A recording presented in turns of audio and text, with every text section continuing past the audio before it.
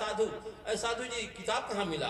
तो वो book stall पर। तो क्या समझ करके ये किताब पढ़ रहे हैं? क्या क्यों खरीदा आप किताब? धार्मिक ग्रंथ है, ब्राह्मण महिमा क्यों का, इसलिए मैं पढ़ने के लिए। अरे तुम्हारे राम को और तुम्हारे ब्राह्मण को तो किताब बांस किए हुए है, ये तुम कैसे खरीद के पढ़ रहे हो? अरे बाप रे बाप, ये तो भारत का कार्ल मार्क्स रामस्वरूप वर्मा।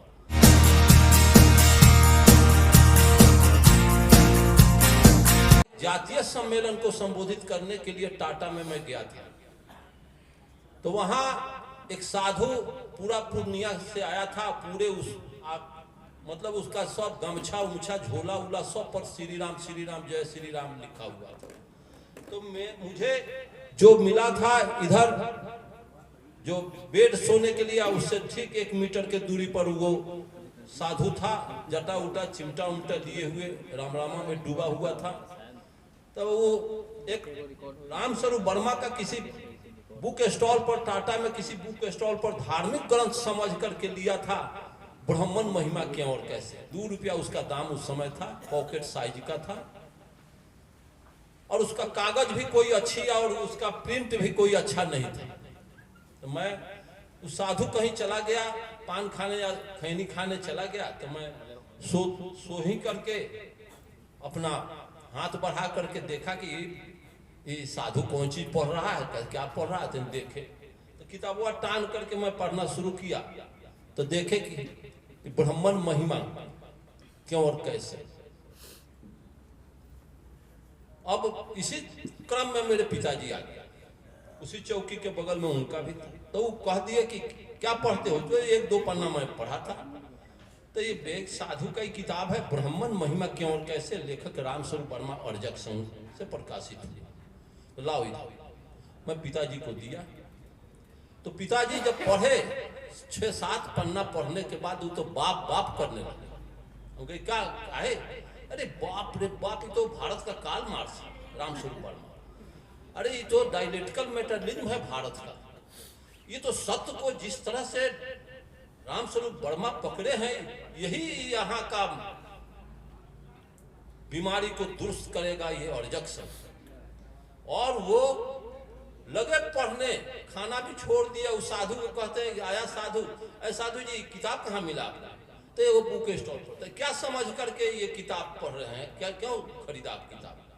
तो धार्मिक ग्रंथ है, ब्राह्मण महिमा क्यों का, इसलिए मैं पढ़ने के लिए। अरे तुम्हारे राम को और तुम्हारे ब्राह्मण को तो किताब बांस किए हुए है, ये तुम कैसे खरीद के पढ़ रहे हो? ये नहीं तुमको पचेगा। तुम रामरामा में डूबे हो, आज तुम्हारे राम कोई बांस किया हुआ है किताब।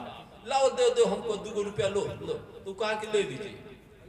अरे वो किताब लेकर के हम लोग पढ़ा, क्या कमाल का वर्मा जी का ज्ञान को उड़ेल करके रख दिया। और इस तरह का महामानव जो बुद्ध के समय, मार्क्स के समय, कबीर, रैदास, पैरिया, रामास्वामी नायकर और सारे सोशल रिफॉर्मरों का जो दर्शन को वैज्ञानिक ढंग से रामस्वरूप वर्मा एक्सप्लेन करके जो सुसंगठित रूप से संकलित किया है, जो ब्राह्मण महिमा क्यों और कैसे, मनुस्मृति, राष्ट्र का कलंक, मानववाद, मैंने वर्मा जी का और भारती जी के हर किताब में ज्ञान की वर्षा। अगर उसको हम अध्ययन कर लें तो मैं चाहता हूं कि दुनिया के सारे 7 अरब जनसंख्या, एक तरफ मैं अकेला रहूंगा, एक तरफ बहुत हो, नतीजा निकलेगा। और इतना आप लोग हैं, इतना लोग में तो मैं ट्रेन में और बस स्टैंड में, चाहे कहीं चौक चौराहा पर मैं गप सप में, मुझको इतना लोग सुनते रहते हैं 24 घंटा। अर्जक संघ, मेरे घर का चिड़िया चुरुंग भी अर्जक संघ के ताल पर मिमियाती है। अर्जक संघ जैसा दर्शन भारत में असल मार्क्सवाद का उदय हुआ है तो रामस्वरूप वर्मा के दर्शन से।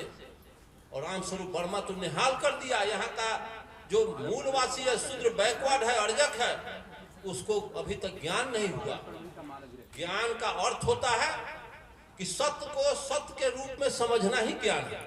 सत्य को अगर झूठ के रूप में अगर समझ करके अगर सब जीवन में उतार रहे हैं तो वहां नुकसान है। और झूठ को भी सत्य समझ करके उसको कीजिएगा तो भी उसमें नुकसान होगा। जिस तरह से पदार्थ में कोई लेकिन किंतु नहीं परंतु चलता है, पदार्थ में कोई कहीं नुक्ता चीनी या तकिया कलाम लगाने की जरूरत नहीं। जैसे विज्ञान में, विज्ञान किसी विषय को प्रयोग करके सिद्ध कर देता है तो रिजेक्ट करेगा। अगर भारत में किसी के साइकिल में अगर छिद्र हो गया हो, पंक्चर हो गया हो, तो भारत के किसी दुकान पर जाएंगे कि कहेगा पंक्चर इसको बना दो, तो वो सुलेशन साट के ट्यूब नहीं साटेगा, उसकी साटेगा। अमेरिका में किसी का साइकिल मोटरसाइकिल पंक्चर हो जाए तो वेल्डिंग नहीं करेगा, वो भी वही करेगा जो यहाँ का मिस्त्री करेगा। क्योंकि विज्ञान में कोई खोट कोई लेकिन किंतु मगर परंतु नहीं चलता है। उसी तरह से अर्जक संघ में, जो अर्जक संघ में कोई लेकिन किंतु मगर परंतु नहीं चलेगा।